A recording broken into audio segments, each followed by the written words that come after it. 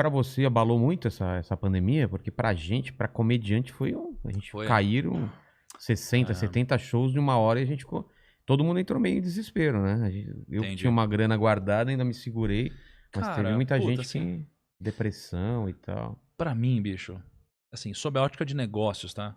Porque eu não vou entrar aqui em quão horrível Ah, foi a não, pandemia e isso, não tô tal, nem né? Não falando vou entrar disso. nisso. Em termos de negócios, pô, foi o melhor período da minha vida É uma até hoje. oportunidade? Foi, cara, foi, com certeza. Eu acho que toda crise sempre tem uma oportunidade, né? Sempre, sempre, sempre tem uma oportunidade.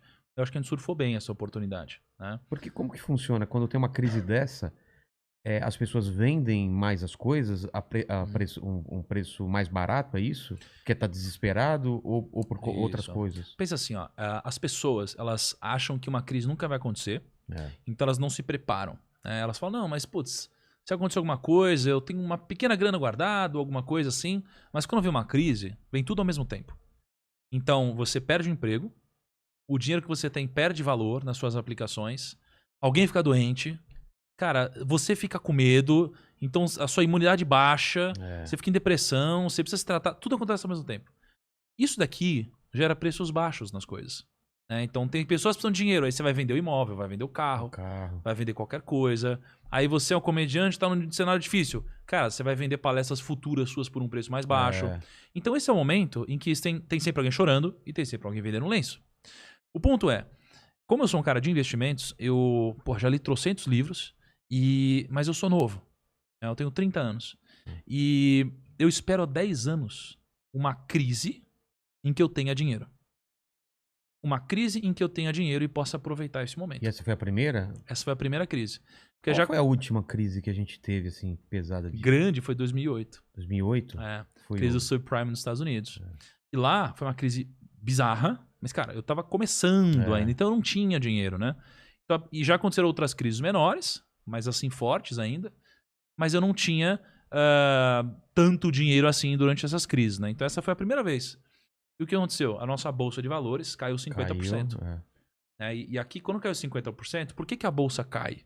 Basicamente porque tem muito mais gente vendendo, né, com força, né? As pessoas elas querem se desfazer a qualquer preço, do que gente que quer comprar. Então os preços caíram. Só que eu sou um cara que estou olhando para o longo prazo. Então esse momento eu utilizei para comprar essas ações num preço muito atrativo. Eu fiz o maior investimento da minha vida. Mas né? meio sabendo o que iria subir de novo? Cara, ou na teoria tudo iria subir? Assim, eu não vou dizer que eu fiz sabendo, porque, assim, a crise, ela não é óbvia, né? Ela é uma crise porque realmente você fala, cara, será mesmo que vai voltar? Você não sabe. Mas em todas as literaturas do mundo, é sempre assim. Compre quando tem sangue nas ruas, né? Compre ao som dos trovões. Compre ao som dos canhões. Cara, foi o que eu fiz. Né? E eu invisto publicamente, né? Eu tenho um quadro que chama Rumo ao Bilhão. Eu invisto todo mês. A gente deve estar lá com uma grana hoje, deve ter uns 19 milhões públicos, assim. E, cara, foi a maior aposta da minha vida. Eu fiz publicamente, uma galera me criticando. Você falou então em que você investiu? Você já falou? Já. O que você investiu? Eu comprei uma série de ações. Devo ter comprado umas, 7 ações diferentes, né? Então imagina, eu comprei no momento em que todo mundo estava vendendo. Então todo mundo me criticou e falou, cara, você é burro, você vai perder dinheiro, você vai quebrar, você é louco, você fica lá. Fez o contrário do que... O contrário. Mas, cara, se a maioria das pessoas tem um resultado medíocre, você não quer fazer o que a maioria das pessoas fazem. Você quer fazer algo diferente. Exatamente. Né? Foi o que eu fiz. E as ações subiram, talvez algo em torno de 130%. Já no período recuperaram? de um ano. Exatamente, né? Então, assim, esse tipo de coisa aparece pontualmente. É coisa que aparece de 5 em 5 anos ou de 10 em 10 anos. E quando aparece, você precisa estar preparado para aproveitar. E você tava percebendo já esse movimento das empresas digitais, de quem faz venda digital, que isso ia... Ou só depois que aconteceu a pandemia mesmo que deu pra sentir? Porque, pô, Mercado Livre, tudo, cara, os caras ganharam muito, né? Ganharam muita grana. Eu fiquei viciado no Mercado Livre. Sabe, vício mesmo. Hoje... É mesmo? Mas você negocia, compra e vende, assim? Não, só compro. Só compra? Pra não sair de casa, eu compro tudo. Tudo pelo Mercado Livre. Eu te entendo. Eu sou assim com iFood, Rappi. Exatamente, iFood e tal. Cara, eu fiquei viciado nessas compras.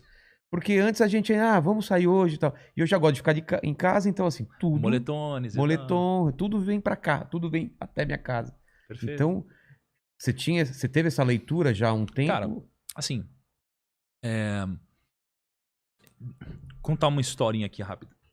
Eu acho que quando você tá falando de sucesso... Meu acabou já, hein? É? Quando você tá falando de sucesso, de você acertar o timing das coisas, eu acho que tem algumas coisas que você precisa ter em mente. Tá. Assim, você tem um primeiro grau de pensamento. Né? O primeiro grau de pensamento é um pensamento medíocre. É o pensamento que a maioria das pessoas tem em relação às coisas, tá? Quando a pessoa tem um primeiro grau de pensamento, elas nunca vão atingir qualquer tipo de sucesso financeiro.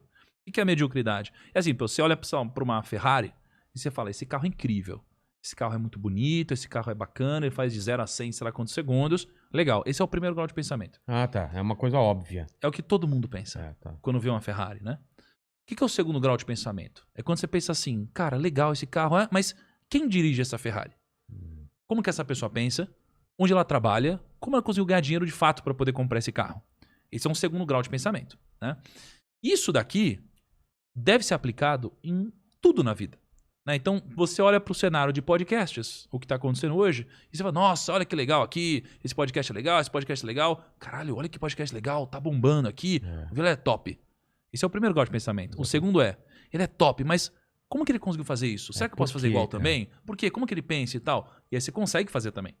Então, isso daqui é o que eu sempre tento aplicar na minha vida. Engenharia reversa, talvez? Eu acho que seria uma evolução de um pensamento, né? Então, é sempre você pensar num segundo nível de pensamento. Na Bolsa foi assim. Pô, tá tudo caindo. A Bolsa caiu 50%. A economia tá ruim. As pessoas acham que as empresas vão quebrar. As pessoas estão com medo.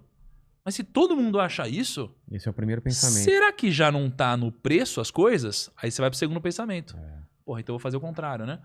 Então, se respondendo a sua pergunta sobre se eu achava ou sabia alguma coisa assim do marketing digital e tudo. Esse é o segundo grau de pensamento. O terceiro grau, para mim, é você pegar as tendências. As tendências do mercado, né? Então, por exemplo, eu comecei a surfar uma tendência que é a tendência do mercado financeiro, a tendência da educação financeira no Brasil. Sim. A gente tem hoje 3,6 milhões, mais ou menos, de investidores na Bolsa. Só que quando eu comecei, a gente tinha 300 mil pessoas investindo na Bolsa. E eu acredito que a gente vai ter 100 milhões de pessoas investindo na Bolsa em algum momento. É uma tendência que é difícil segurar. É quando você pega uma avalanche, você está embaixo dela, você tenta segurar ela. Não dá para segurar, né? Então, quando você fala do marketing digital, não dá para segurar o marketing digital. Você falou do Mercado Livre, tá todo mundo indo para isso, inclusive grandes empresas. Então, eu me posicionei no marketing digital. Eu não sabia que iria vir uma pandemia, alguma coisa assim. Mas quando apareceu, eu estava preparado para surfar essa onda melhor que os outros. Já colocou o pé lá porque sabia que... Exatamente. Então, assim, se você se posicionar nas tendências antes dos outros, você tem benefício. E o problema é, a tendência, ela serve para você se preparar para ela. Exatamente. E, aliás, você deve se preparar para a tendência e não para o que acontece hoje. Então, isso é um grande erro. As tendências no Brasil hoje, elas são quase todas ligadas à tecnologia e trabalhos que vão envolver pensamentos, né? E as pessoas hoje se preparam para coisas que não vão existir lá na frente. Então elas estão se preparando para coisas que não fazem nenhum sentido, ao invés de se preparar para as tendências, que foi um pouco do que eu fiz com marketing digital. E aí eu pude surfar antes dos outros, né? Pra falar em surfar, eu costumo usar um exemplo aqui, porque o pessoal fala... Você pôs pra mim? Pôs. Quer colocar mais? Acho que você não pôs pra mim. Ah, tá. Eu costumo falar uma coisa que tem até a ver com o que você falou de surfar, né? Porque as pessoas, às vezes, querem entrar na onda quando ela já tá quebrada, né? E o ideal é você entrar na onda quando ela tá começando a se formar. Então eu vejo muita gente entrando agora no podcast porque, nossa, a onda agora é podcast. Só que ele não notou quando essa onda tava começando a se formar. Perfeito. E agora ela já quebrou, né? Tem, sei lá, 300, 400 podcasts. Claro que dá, mas é mais difícil você entrar numa onda quebrada, né? Perfeito. Quando você começa... E o stand-up também eu percebi isso, assim. Quando aquela onda tava começando a se formar e a galera entrou, é sempre mais fácil do que quando já tá quebrado e tá todo mundo tentando surfar, né? Cara, e olha que legal. Assim, pensa a câmera digital. Certo. Né? A Kodak, ela... Que hoje... Kodak quebrada, não sei o que lá, né? A Kodak inventou a câmera digital. Ela inventou? Ou inventou, foi uma das primeiras a fazer, a lançar de fato isso. Só que o que aconteceu? Ela lançou com puta inovação e tal, e não teve aderência. E aí, ela lançou, investiu muito dinheiro, as pessoas não aderiram, com o passar do tempo, ela descontinuou a câmera digital. Olha que louco. E depois disso, veio a câmera digital e praticamente quebrou a Kodak. Porque ela estava no filme ainda, no processo... Exato. Então, todas as tendências, elas sempre acontecem, ou quase sempre acontecem assim. Foi assim com uma espécie de um iPad também, É. né? Então assim, você lança, ninguém acredita. Quando você deixa de acreditar, geralmente tem uma pernada pra cima. Exatamente. Isso aconteceu com muita coisa no mundo.